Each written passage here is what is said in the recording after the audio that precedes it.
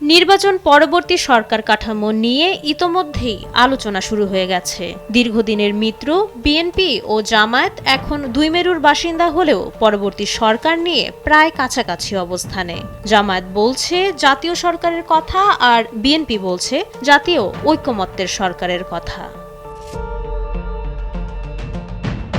সম্প্রতি BNP chairman Tarique রহমানের সঙ্গে জামায়াতে ইসলামের আমির ডক্টর শফিকুর রহমানের একটি বৈঠক হয়। ঘরোয়া আলোচনা শেষে ডক্টর শফিক গণমাধ্যমকে জানান, নির্বাচনের পর একক দল হিসেবে নয়, বরং সবাই মিলেমিশে দেশ চালাতে চান তারা।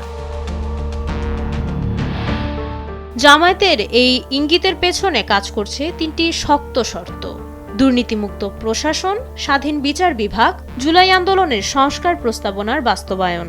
বিশ্লেষকদের মতে আওয়ামী লীগহীন রাজনীতিতে জামায়াত নিজেকে একটি শক্তিশালী অংশীদার হিসেবে প্রতিষ্ঠিত করতে চায়। তারা এমন একটি সরকার কাঠামো চাইছে যেখানে ক্ষমতার ভাগাভাগি নিশ্চিত হবে এবং কেউ এককভাবে প্রভাব বিস্তার করতে পারবে না।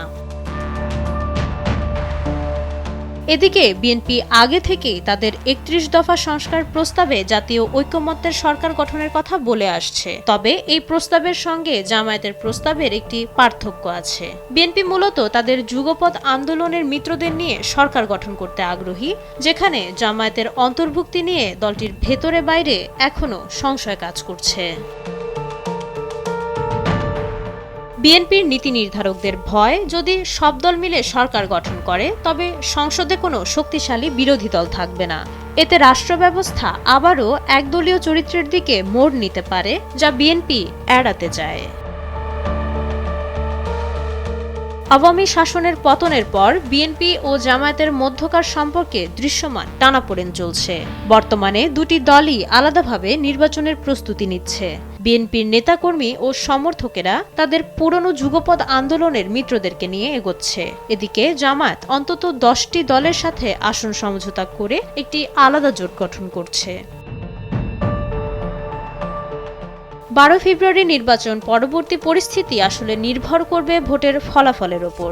যদি কোনো দল এককভাবে বিশাল সংখ্যাগরিষ্ঠতা না পায়, তবেই কেবল জাতীয় বা ঐকমত্যের সরকারের আলোচনা গুরুত্ব পাবে। তবে বর্তমান পরিস্থিতি বলছে বিএনপি ও জামায়াত একে অপরকে বাদ রেখেই নিজেদের রাজনৈতিক ভবিষ্যৎ নিশ্চিত করার ছক আঁকছে। মাইশা মালিহা, সময়ের আলো।